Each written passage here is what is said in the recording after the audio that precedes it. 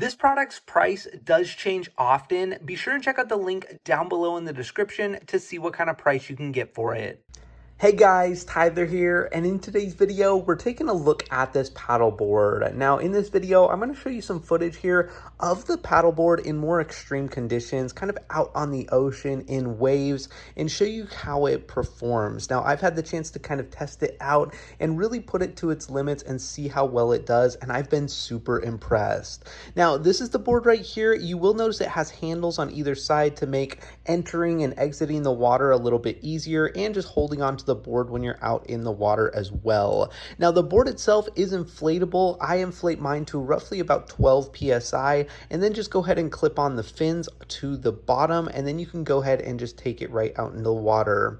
What's great about this paddleboard is this nice large fin that's there in the middle, right under the center of the board. It adds a lot of stability to the board without really detracting from any of the board's capabilities. I like this fin a lot, and I really feel much more stable with it out in the water. Now, up at the front of the paddleboard, there is this kind of bungee cord system that allows you to kind of strap something down. You can see I've actually got the paddle right here strapped down, so it is holding it against the board, which I really like that they added that as well. Overall, I've been really impressed with this board. I've had a great experience. The center kind of track pad in the middle where you kind of put your feet, it does have a good amount of grip to it. I was kind of surprised at how much grip it has to it. I really like that. It allows me to kind of get my grip on this board, especially when there's some waves. It's nice to be able to have a section that I can stand on. I also wanted to mention that the paddle is really nice and easy to use. It does have a telescoping arm, so you can make it longer when you stand up or shorter when you're kneeling down or sitting down.